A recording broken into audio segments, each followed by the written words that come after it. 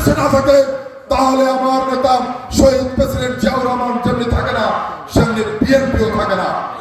আমরা বলতে চাই ৭১ স্বাধীনতা যুদ্ধ মুক্তিযুদ্ধ যদি না থাকে সেরকম শেখ মুজিবুর রহমান সাহেবও থাকেন না, আওয়ামী লীগও থাকে না। অতএব বাংলাদেশের স্বাধীনতার সপক্ষের শক্তি এবং মুক্তিযোদ্ধাদের দল ঐক্যবদ্ধভাবে রাজপথে আবারও এই স্বাধীনতা বিরোধীদেরকে মোকাবেলা করবো ইনশাআল্লাহ। নির্বাচন এসেছে, স্বাধীনতা বিরোধী জোট করেছে, সেই জোট থেকে আজকে এখানে মনোনয়ন দেওয়া হয়েছে। আজকে আমরা দেখতে পাচ্ছি এই টুঙ্গিপাড়া কুটালীপাড়া আসনে আজকে রাজবাড়ির থেকে এক ভদ্রলোক আসছে, মাথায় চিন্তা ক্যাপ পরে, ওই পাকিস্তানিরা যে ক্যাপ পরে আজকে এই এলাকায় চলাচল করতো ঠিক সেই একই ক্যাপ পরে উনি সনাতনী ধর্মাবলম্বী একজন মানুষ, উনি মানুষকে ধোঁকা দেওয়ার জন্য এই টুঙ্গিপাড়া কুটালীপাড়া এসে নির্বাচন করার পায়তারা করছে।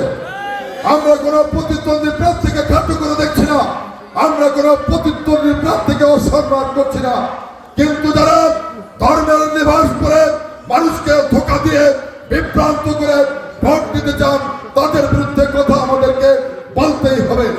ফিরে উপস্থিতি একজন এসেছেন জিন্না ক্যাপ পরে রাজবাড়ি থেকে এখানে এমপি হওয়ার জন্য স্বপ্ন দেখছেন, আরেকজন এসেছেন সেই সুদূর কাশিয়ানী বক্সেরপুর থেকে, উনি এসেছেন এই শীতকালে টুঙ্গিপাড়া কোটাবেলা মানুষকে পাখা দিয়ে বাতাস করার জন্য।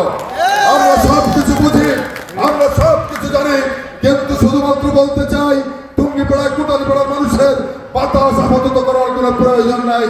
এখানে অনেক মানুষ রয়েছে, বাতাস করার মানুষের টুঙ্গিপাড়া কোটালীপাড়াতে কোনো অভাব হবে না। এই মানুষগুলো অসহায় হয়ে পড়েছে ৫ই আগস্টের পরে। আমি আপনাদেরকে দায়িত্বহীন কণ্ঠে বলতে চাই, আমাকে যদি আপনারা ধানের শীষ মার্কায় ভোট দিয়ে নির্বাচিত করে মহান সংসদে পাঠান, আমি আপনাদেরকে বলতে চাই শান্তি এবং নিরাপত্তা আমি আপনাদেরকে দিব। আরেকটা জিনিস বলতে চাই, শুধু ঢাকার শহর নয়, আপনারা এই অঞ্চলের মানুষ, আমি যদি নির্বাচিত হয়ে পার্লামেন্টে যেতে পারি, এই অঞ্চলের মানুষ শুধু ঢাকার শহরে নয়, বাংলাদেশের টেকনাফ থেকে তেতুলিয়া, রূপসা থেকে পাথুরিয়া আপনারা বুক ফুরিয়ে সিনা টান করে চলবে। কোন জেলার মানুষ কোনো কিছু বলার ক্ষমতা আপনাদেরকে রাখবে না।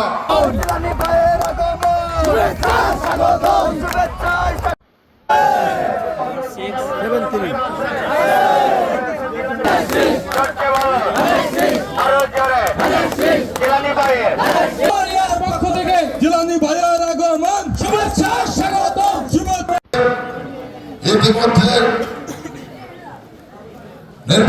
কোটালীপাড়া মানুষের আপনজন, মাটির মানুষের নেতা